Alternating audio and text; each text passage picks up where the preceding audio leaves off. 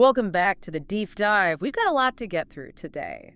We are sifting through a massive stack of legal briefs, government press releases, and some very anxious market reports because, well, the ground just kind of shifted under our feet. Yeah, it certainly did. I mean, if you've glanced at your phone at all today, Right. Friday, February 20th, 2026, you know the headline. The U.S. Supreme Court just dropped an absolute hammer on the White House. A massive 6-3 decision. They have effectively struck down President Trump's sweeping tariffs. And, usually when we talk about the Supreme Court blocking a Republican president, you just assume it's the liberal justices leading the charge. But that is definitely not what happened here. Not even close. And that's the really fascinating part of this. The opinion was written by Chief Justice John Roberts, and he was joined by Justice Amy Coney Barrett and Justice Neil Gorsuch. Wow. Right? This is a conservative court issuing a stunning, really unusual rebuke to a conservative president's economic agenda. Which makes this a truly historic moment for the separation of powers. It's almost like a plot twist in a legal drama. The call is coming from inside the House. But here is the central mystery we're trying to solve for you today. The Supreme Court just killed the tariffs. You would expect the entire global economy to be popping champagne, but the British government is sitting in the corner basically saying, oh, we weren't worried anyway. We are special. We are safe. It is a very bold claim. The UK is effectively saying they are bulletproof while the rest of the world is dodging shrapnel. Right. So that is our mission today. We need to figure out if that confidence is actually misplaced. We're going to unpack the legal mechanics of this ruling, why the president lost. We're going to look at this privileged trading position the UK keeps bragging about. Is it actually real? And why are business leaders telling everyone to hold their breath despite what the politicians are saying? It's a classic case where the devil is absolutely in the details, or specifically in the legislative acronyms. Let's start with the ruling itself. So the headline is Tariffs Struck Down, but the president has huge power over trade. I thought the executive branch basically held the keys to foreign policy and trade deals. How did the court justify stepping in here? Well, they didn't say the president can't do tariffs. They said he can't do them this way. To understand this, you really have to look at the tool the administration used. They implemented these tariffs using the International Emergency Economic Powers Act, or IEPA. IEEPA. I feel like I've heard of that in the context of sanctions, right? Like freezing the assets of terrorists or rogue states? It is exactly what it was designed for. It was passed back in 1977 to give the president broad powers during an unusual and extraordinary threat to national security. Okay. Think the Iran hostage crisis or post-9/11 terror finance tracking. It is a sledgehammer meant for national emergencies. So the administration took a sledgehammer meant for national security threats and tried to use it to reshape global trade policy. And that is exactly where Roberts, Gorsuch, and Barrett drew the line. Their argument is deeply rooted in textualism. They looked at the actual text of the IEPA and said, look, this act empowers you to block transactions or freeze assets during an emergency. It does not explicitly grant you the power to impose new taxes on imports. That's a crucial distinction. They aren't debating the economic merit of the tariffs at all. They are debating the statutory authority. It's like if you have a permit to build a shed and you try to build a skyscraper, the zoning board isn't saying skyscrapers are bad. They're just saying your permit does not cover that. That is a perfect analogy. It is fundamentally a separation of powers issue. The Constitution gives Congress the power to tax and regulate commerce.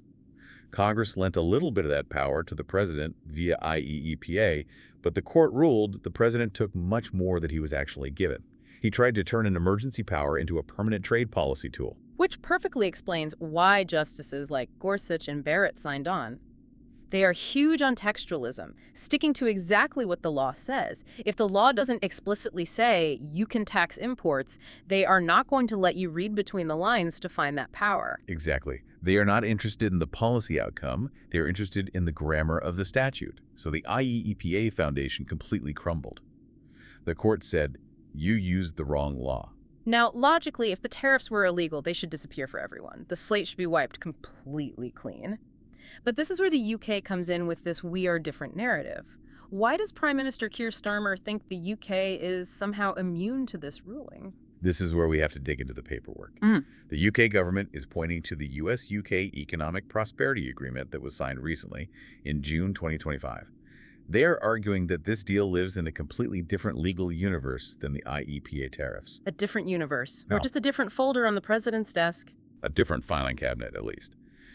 The UK deal wasn't built on the IEPA. It relies on Section 232 of the Trade Expansion Act of 1962. Okay, we're getting deep into the weeds of 1960s legislation here, but stay with us because this is the billion-dollar difference. What exactly is Section 232? Section 232 allows the president to adjust imports if they threaten national security. It's an older law, and crucially, it grants the president specific, explicit authority to adjust tariffs for security reasons. Wait, how are British cars or pharmaceuticals a threat to U.S. national security? That seems like a massive stretch. Are we worried about weaponized minis? It is a stretch, and that specific stretch has been debated for years by trade lawyers. But the administration successfully argued that a weakened domestic auto industry is a security risk. You need functioning factories to build tanks, essentially. Right, the industrial base argument. Exactly. And since the UK deal was negotiated under that specific authority, Section 232, the Supreme Court's ruling on IEPA does not technically touch it. I see. So the Supreme Court blew up the IEPA bridge, but the UK is driving across the Section 232 bridge. That is the British government's exact position today. They believe their specific exemptions and tariff rates are locked safely inside a completely different legal box. They're essentially saying the Supreme Court canceled the emergency powers, but our deal is based on national security powers, so we are completely fine. Let's look at what is actually inside that box, because when you look at the numbers Starmer negotiated, it is significantly better than what the rest of the world was dealing with. This privileged position isn't just next political rhetoric, it's hard cash. It really is. We have the data here on what that privileged position actually looks like. First, just look at the base rate. Under the reciprocal tariffs imposed last April, most countries were hit with very high levies. The UK secured a base rate of just 10%. And 10% was the absolute floor, right? Nobody else got lower than that. Correct. That was the friendliest rate available to anyone. So right off the bat, they were in a better tier. But the real value, the true privilege, is in the sector-specific carve-outs. Look at the automotive industry. This is the absolute lifeblood of British exports to the U.S. I'm looking at the notes here.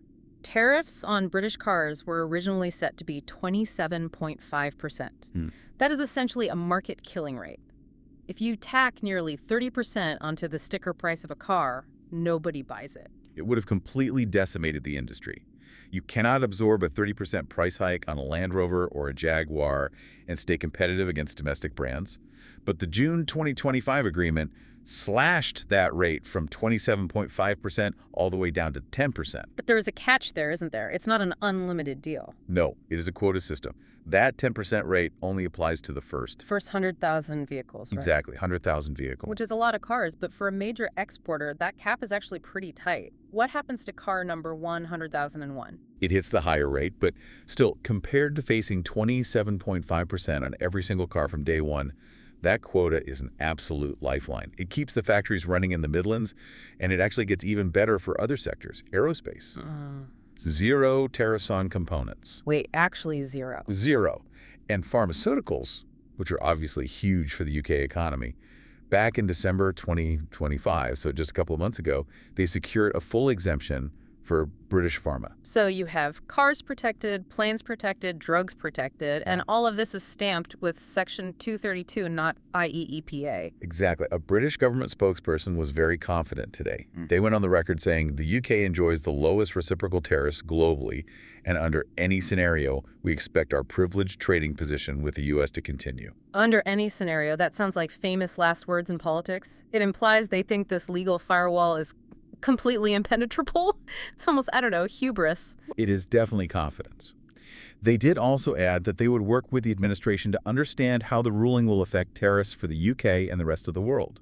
So they are keeping the diplomatic line open. But the core message to their domestic audience is clear. We are special and we are safe. And there is always but in these deep dives, not everyone in the UK is buying this keep calm and carry on narrative. No. And this is exactly where we see the massive disconnect between government messaging and business reality. The government sees a neat legal victory. Business just sees chaos. We have a statement from William Bain. He's the Director of Trade Policy at the British Chambers of Commerce. What's his read on the situation? Because he's the guy who actually has to talk to the CEOs and the supply chain managers, right? Right, and he was pretty blunt. He said today's ruling did little to clear the murky waters for businesses. Murky waters, that is definitely not what an investor wants to hear. If the court struck down the bad tariffs and the UK has this special carved-out deal, shouldn't British businesses be celebrating? You would think so. But businesses do not just care about today's law. They care about next month's supply chain.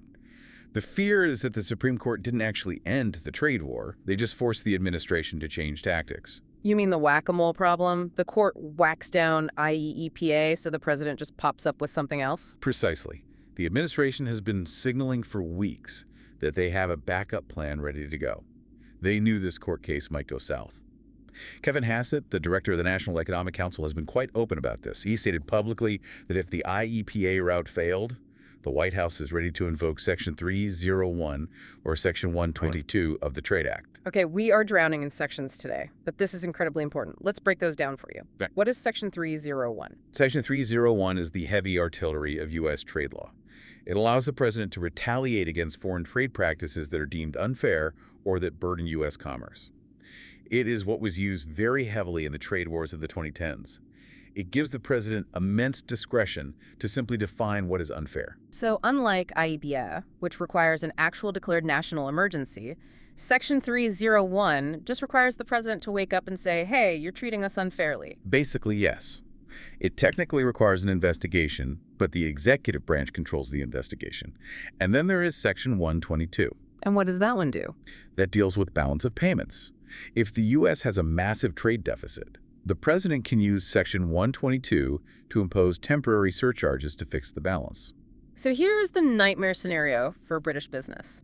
The UK thinks it is safe in its Section 232 bunker, but the president gets angry about the Supreme Court ruling, dusts off Section 301, and issues a blanket tariff on everyone to stop unfair trade. Does the UK deal survive that? That is the exact murky water William Bain is talking about. Does a brand new Section 301 action override an old Section 232 deal? Legal scholars will argue about this for months, but in the short term, the president can likely just impose the tariff and force everyone to sue him again. Which takes years. Years that businesses simply do not have. If you are a British manufacturer, do you sign a 5-year contract with a distributor in Chicago, knowing that next week, the legal basis for your pricing could switch from Section 232 to Section 301? You can't. The risk premium is just too high. You're effectively gambling millions of dollars on the mood of the White House. And that is exactly why the business groups are so anxious. The authority used, IEPA versus 232, matters a lot to lawyers. But the intent of the administration matters to markets. If the White House wants tariffs, they have other levers to pull. The Supreme Court closed the front door, but the back door is wide open. It's really interesting how this uncertainty is playing out politically in the UK, too. You have the exact same court ruling, the same economic facts on the ground, but two completely different narratives spinning out of it. It's like watching two people look at a Rorschach test. It breaks down right along the usual fault lines. Take Kimi Badenoch, the conservative leader. She came out today and said she was delighted with the ruling. Delighted because the tariffs are gone. That's her argument. She explicitly said tariffs are costly for both sides. She sees this as a pure victory for free market economics. The system worked, the illegal tax was removed, trade can flow again. It validates the conservative idea that you can safely do business with the U.S. because their institutions like the Supreme Court will check any excesses. So her narrative is basically, see, the U.S. system works, we were right to stay close to them and negotiate. Right. But then you have groups like Best for Britain who are definitely not singing from the same hymn sheet. No. They are looking at the exact same chaos and saying, this proves we cannot rely on America. Exactly. They aren't celebrating the removal of the tariffs at all. They are highlighting the sheer instability of the situation. Their official statement was that this decision underlines the instability of doing business with the U.S. under Trump. That is fascinating. So instead of, yay, the tariffs are gone, it's more like, see, 1 minute they're up, the next minute they're struck down by a court. Their argument is that if U.S. trade policy can be snapped into place by the president on a whim and then snapped out of existence by the Supreme Court a few months later, that is not a stable foundation for a national economy. They're using this ruling to argue heavily for the importance of forging deeper, more reliable trade relationships with EU neighbors. It really highlights the central tug of war in British politics right now. Do you lean into the privileged relationship with the US, or do you pivot back toward Europe? And this single Supreme Court ruling is being used as prime ammunition for both sides. It really is. If you are pro-U.S. trade, you say, look, the U.S. courts corrected the overreach, the system is robust. If you are pro-EU trade, you say, look how chaotic it is over there, let's stick with our stable neighbors. And meanwhile, the actual businesses are just stuck in the middle trying to figure out how much it's going to cost to ship a car part from Birmingham to Boston next Tuesday. Pretty much. They're just sitting and waiting to see if Kevin Hassett and the National Economic Council actually pull that Section 301 lever. So let's try to summarize this for you, the listener, because there are a lot of legal acronyms and section numbers flying around today. Let's distill it down to the essentials. Sure. The big picture is this. The U.S. Supreme Court, in a 6-3 vote led by Chief Justice Roberts, struck down the president's tariffs because he used the IEPA, and the court says IEPA simply does not give him that specific power. It was a major check on executive overreach based on reading the law literally. But the UK government is breathing a massive sigh of relief because their specific deal, the one giving them the 10% auto tariffs and the 0 aerospace tariffs, is built on the foundation of Section 232 and the 1962 Trade Expansion Act. Correct. They believe they're operating in a separate, completely safe lane because their deal is based on national security adjustments, not emergency economic powers. But the business community is looking closely at the White House's backup plan, using Section 301 or Section 122, and warning that we are definitely not out of the woods yet. So, what does this all mean for you? If you are in the UK, it means your government genuinely thinks it has pulled off a diplomatic masterstroke by legally insulating the economy. If you are in the US, it means your Supreme Court just asserted serious, undeniable dominance over economic policy. And if we connect this to the bigger picture, it raises a really provocative question. The UK's entire grand strategy has been to carve out this privileged niche. They worked incredibly hard to get that 10% rate and those pharma exemptions. But if the administration simply decides to circumvent the Supreme Court by invoking Section 301 tomorrow, does a privileged position even exist in a trade war? That is the ultimate question. Was that safety net real, or was it just a temporary technicality? Or is privilege just a temporary hallucination until the next executive order gets signed? It forces us to ask, is a trade deal ever truly safe if one party is willing to constantly switch the legal foundation it stands on? And honestly, we might find out the answer to that very soon.